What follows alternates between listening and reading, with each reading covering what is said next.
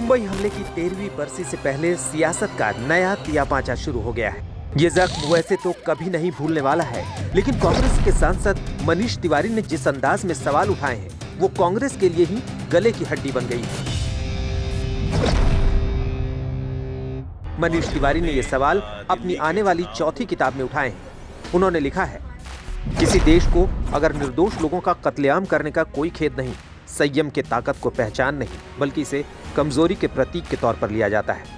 26/11 एक ऐसा मौका था जब शब्दों से ज्यादा कार्रवाई दिखनी चाहिए थी। मुंबई हमले के बाद भारत को तीव्र जवाबी कार्रवाई करनी चाहिए थी। यानी मनीष तिवारी ने सीधे सीधे कांग्रेस की कमजोर कड़ी पर ही प्रहार कर दिया, जिसे बीजेपी ने बिना वक्त गवाए लपक लिया। आज कांग्रेस शासन में पूर्व केंद्र मंत्री मनीष तिवारी जी ने स्वीकारा है, कबूल लिया है कि उनकी सरकार ने राष्ट्र सुरक्षा को दांव पर लगा दिया। सोनिया गांधी जी, हमारा प्रश्न है आपसे, ये अनुमति और खुली छूट भारत की वीर सेना को क्यों नहीं दी गई?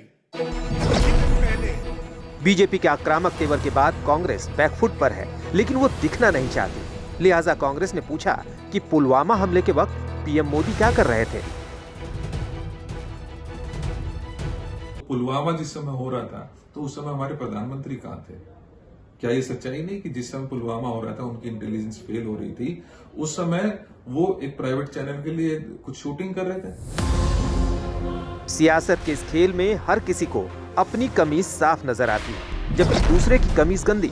लेकिन मनीष तिवारी ने जो बुक बम फोड़ा है, उससे कांग्रेस की फजीहत हो रही है। मनीष तिवारी की यह किताब जल्द ही बाजार में आने वाली 10 फ्लैश पॉइंट्स 20 ईयर्स नाम की किताब में उन्होंने देश दुनिया को दहला देने वाले आतंकी हमले का जिक्र किया है और इस दौरान अपनी ही पार्टी की सरकार के रवैये को कमजोर दिखाया है।